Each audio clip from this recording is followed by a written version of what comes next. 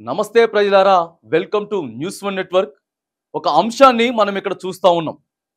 మనకి కనపడతా ఉన్నాడు తీన్మార్ మల్లన్న. తీన్మార్ మల్లన్న అనేటువంటి వ్యక్తి తెలంగాణ రాష్ట్ర ప్రజలో మ్యాక్సిమం అందరికీ తెలిసినటువంటి వ్యక్తే తీన్మార్ మల్లన్న. సోషల్ మీడియా వేదికగా ప్రభుత్వాన్ని పెద్ద ఎత్తున ప్రశ్నించి ప్రజల దగ్గర నుంచి వెళ్ళి సంపూర్ణ మద్దతు కూడగట్టుకున్నటువంటి తీన్మార్ మల్లన్న మనకి ఇప్పుడు కనపడతా ఉన్నాడు. మరి ప్రజలకి ప్లస్ ప్రభుత్వానికి మధ్య వారధిగా పనిచేసి ప్రజల దగ్గర నుంచి వెళ్ళి ఎక్కువ సంపూర్ణమైనటువంటి మెజారిటీని, అంటే ప్రజల దగ్గర నుంచి వెళ్ళి మద్దతుని తీసుకున్నటువంటి మరి తీన్మార్ మల్లన్న ప్రభుత్వాన్ని ప్రశ్నించడంలో పాస్ అయినరు. ఇప్పుడు బీఆర్ఎస్ ప్రభుత్వం ఏదైతే ఉందో, బీఆర్ఎస్ ప్రభుత్వం గద్దె దిగడానికి, కాంగ్రెస్ పార్టీ అధికారంలోకి రావడానికి కూడా పెద్ద ఎత్తున కృషి చేసినటువంటి వ్యక్తి తీన్మార్ మల్లన్న. కానీ గతంలో ఎమ్మెల్సీ ఎన్నికలు వచ్చినప్పుడు ఖమ్మం, నల్గొండ, వరంగల్ ఈ మూడు జిల్లాల పరిధిలో ఉన్నటువంటి ఎమ్మెల్సీ ఎన్నిక వచ్చినప్పుడు మరి ఆయన పోటీ చేసి ప్రత్యర్థి పల్లా రాజేశ్వర్ రెడ్డి మీద 6,000 ఓట్ల తేడాతోటి మరి ఆయన ఓడిపోయినటువంటి విషయం తెలుసు. అంటే ఎంత పెద్ద ఎత్తున ప్రజలు, అంటే గ్రాడ్యుయేట్ ఎన్నిక, నిరుద్యోగులు కానీ నిరుద్యోగుల మీద ఎంతో మంది నిరుద్యోగులు పెద్ద ఎత్తున తీన్మార్ మల్లన్నకి మద్దతు పలికిండ్రు. బానే ఉంది. ప్రజలు కూడా ఆర్థికంగా కానీ లేకపోతే మిగతా అన్ని విషయాలలో కూడా సపోర్ట్ ఇచ్చిండ్రు. తెలంగాణ రాష్ట్ర ప్రజలందరితో పాటు నల్గొండ, తర్వాత వరంగల్, ఖమ్మం ఈ 3 నియోజకవర్గాల నిరుద్యోగులంతా కూడా పెద్ద ఎత్తున సపోర్ట్ ఇచ్చిండ్రు. రైట్, అంతా బాగుంది. కానీ ప్రజల స్టాండ్గా నిల్చొని ప్రభుత్వాన్ని ప్రశ్నించాల్సినటువంటి తీన్మార్ మల్లన్న ఇవాళ కాంగ్రెస్ పార్టీకి మరి మద్దతు పలుకుతూ, కాంగ్రెస్ పార్టీకి భజన చేస్తూ, కాంగ్రెస్ పార్టీని భుజాల మీద వేసుకొని కాంగ్రెస్ పార్టీని పెద్ద ఎత్తున లేపేటటువంటి ప్రయత్నం మరి చేస్తూ ఉన్నారు. ఇవన్నీ కూడా ప్రజలు గమనిస్తూ ఉన్నారు.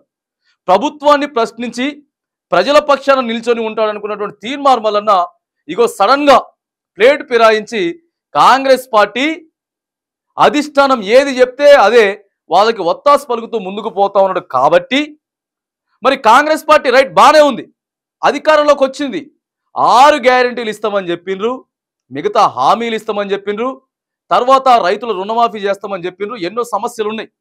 నీళ్ల కోసం రైతులు ఇబ్బంది పడతా ఉన్నారు, కరెంటు కోసం ఇబ్బంది పడతా ఉన్నారు.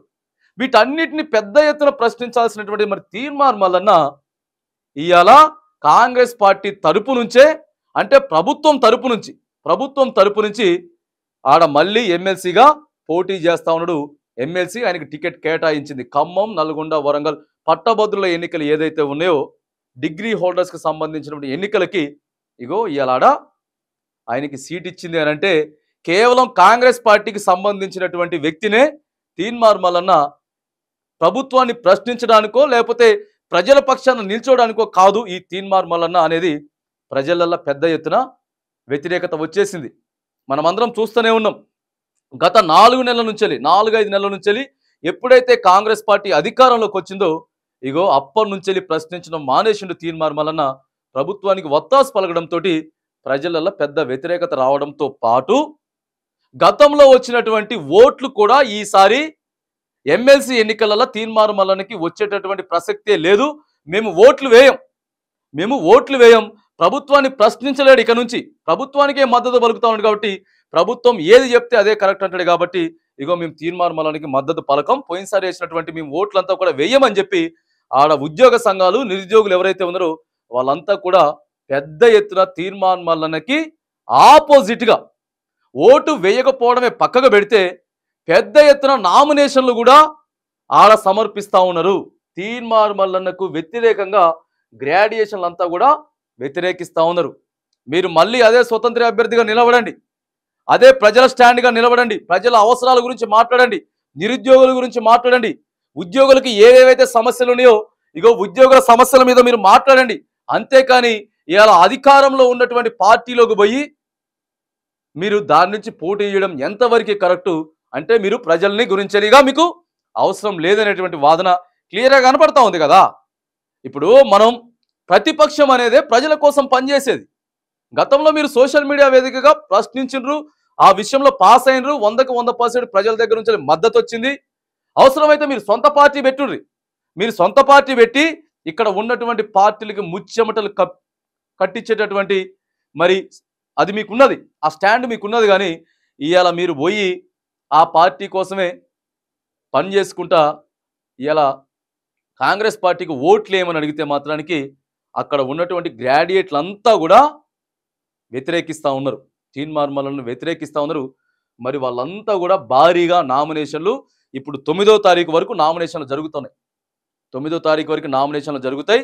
ఈ నెల 27వ తారీఖున అక్కడ ఎమ్మెల్సీ ఎన్నిక జరగబోతా ఉన్నది. జూన్ 5వ తారీఖు రిజల్ట్ వస్తుంది, ఎమ్మెల్సీకి సంబంధించిన రిజల్ట్ వస్తుంది. కానీ గతంలో ఉన్నటువంటి మద్దతు కానీ ఇగో ప్రజల దగ్గర నుంచి నమ్మకం విశ్వాసం ఏదైతే ఉందో అది తీన్మార్మలన్న కోల్పోయినరు. అధికార పార్టీకి ఎప్పుడైతే ఒత్తాస పలుకుతున్నారో, అధికార పార్టీని ఎప్పుడైతే ఇక మరి భుజాన మీద వేసుకొని నడుపుతా ఉన్నారో అప్పటి నుంచి ప్రజలు పెద్ద ఎత్తున తీన్మార్మలన్న ప్రజల కోసం పనిచేసేటటువంటి వ్యక్తి కాదు, ఇలా ప్రభుత్వాన్ని ఆదరించగలుగుతున్నారు అనేటువంటి ఆ అంశాన్ని కూడా మనం ఇక్కడ చూస్తా ఉన్నాం. కాబట్టి పెద్ద ఎత్తున ఆల్రెడీ నిన్న కూడా కొంతమంది నామినేషన్లు దాఖలు చేసిర్రు. ఈ 9వ తారీఖు వరకు ఏదైతే ఈ వారం రోజుల ప్రాసెస్ ఉన్నదో ఈ వారం రోజులలో మాత్రానికి అక్కడ గ్రాడ్యుయేట్లే 3 జిల్లాల నుంచి ఉన్నటువంటి ఖమ్మం, నల్గొండ, వరంగల్ గ్రాడ్యుయేట్లు ఎవరైతే ఉన్నారో వాళ్ళంతా కూడా నామినేషన్లు వేసి తీన్మార్మలన్నకి వ్యతిరేకంగా ప్రచారం చేసి అక్కడ ఉన్నటువంటి ఉద్యోగులు కానీ నిరుద్యోగులు గ్రాడ్యుయేట్లు ఎవరైతే ఉన్నారో వాళ్ళ ఓట్లన్నీ కూడా ఇక వాళ్ళు వేయించుకునేటటువంటి ప్రయత్నం చేసి మల్లన్నకి వేయొద్దని చెప్పి పెద్ద ఎత్తున ప్రచారం చేయబోతా ఉందనే అంశం మనం ఇక్కడ క్లియర్గా చూస్తూ ఉన్నాం.